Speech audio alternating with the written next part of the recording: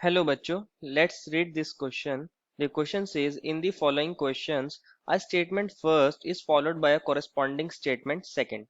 Of the following statements, choose the correct one.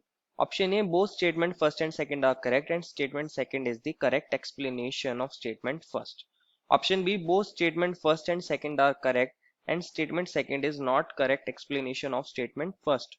Option C, statement first is correct and statement second is incorrect. And option D is statement second is correct and statement first is incorrect. Statement first is a BCC unit cell has two atoms at its body centered, and second statement is a FCC unit cell has no such atom at its body center. बच्चों इस question में हमें दो statement दी गई हैं और हमें बताना है कि कौन सी स्टेटमेंट सही होगी। अगर दोनों स्टेटमेंट सही हैं तो क्या स्टेटमेंट सेकंड करेक्ट एक्सप्लेनेशन है स्टेटमेंट फर्स्ट का या फिर नहीं। तो फर्स्ट ऑफ ऑल बात करते हैं इस क्वेश्चन में हमारे पास की कंसेप्ट की कंसेप्ट क्या होगा बच्चों हमारे पास arrangement of atoms, arrangement of atoms in BCC and FCC, in BCC and FCC. हमें पता होना चाहिए बीसीसी के अंदर कैसा अरेंजमेंट होता है एटम्स का और एफसीसी के अंदर हमारे पास कैसा अरेंजमेंट होता है एटम्स का। बीसीसी का मतलब होता है बच्चों बॉडी सेंटर्ड क्यूबिक और एफसीसी का मतलब होता है फेस सेंटर्ड क्यूबिक। क्योंकि बीसीसी का मतलब है बॉडी सेंटर्ड क्यूबिक, तो फर्स्ट ऑफ ऑल हम बीसीसी को देखते हैं।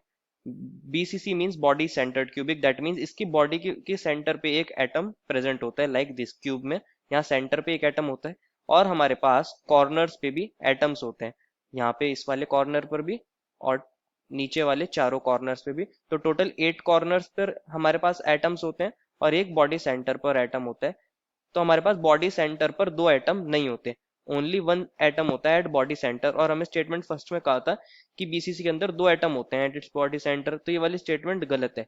अब बात करते हैं एफसीसी की। अगर मैं एफसीसी की बात करूं तो एफसीसी के अंदर भी क्या होता है बच्चों, हमारे पास ऑल कॉर्नर्स पर एटम्स होते हैं, जितने भी कॉर्नर्स है सभी पर एटम्स होंगे लाइक दिस। और एफसीसी का मतलब क्या होता है face centred cubic, that means इसके हर फेस के सेंटर पर भी एक एक एटम होते हैं।